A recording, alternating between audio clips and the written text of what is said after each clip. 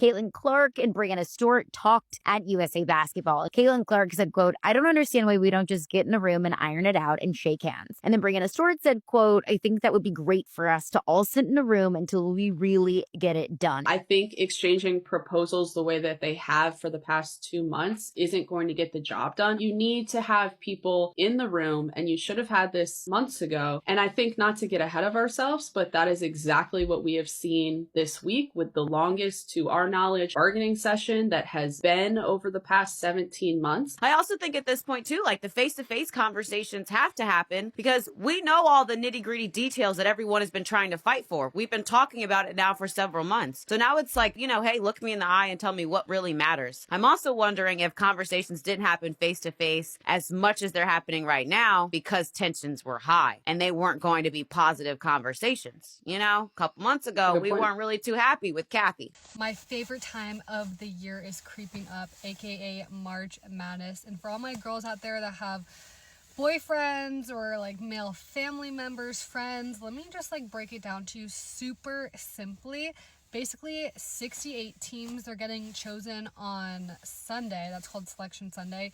32 teams are automatically in because they won their conference championship, and 36 of them are handpicked by the committee. That causes a lot of controversy, basically.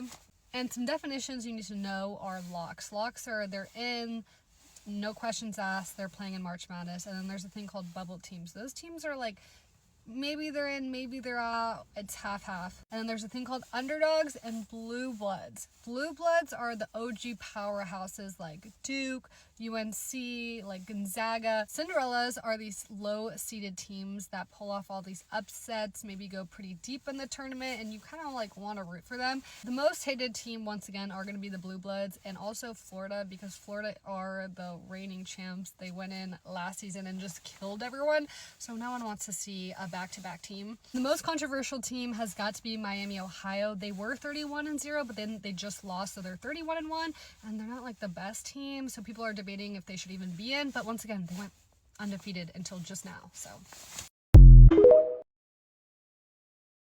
This month, year, all of it, what the fuck is happening? I'm so, literally cannot catch a break. At least let me get up before you keep fucking kicking me, okay?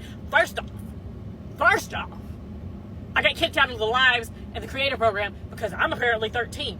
I've given you my ID and tax information several times. Not 13, 27, whatever. I might be back in it. I don't know. Anyway, then I had a filling back here, redone. It's been there for about 13, 14 years. It was concrete. Thank you, Peach Care. It was concrete. Had it pulled back up, put resin in. Suddenly, I'm having issues with hot, cold. They pried my mouth open for 2 hours and put in a medicated one, and my fucking TMJ hurts like shit still. And if that fails, root canal.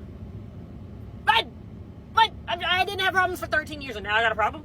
What's going on? I don't understand. Then I got 2 more up here that need to be done at some point, and now I'm scared. We're in a war. The fuck? He's on left and hyping. JY Park stepped down from JYP. What the fuck is going on?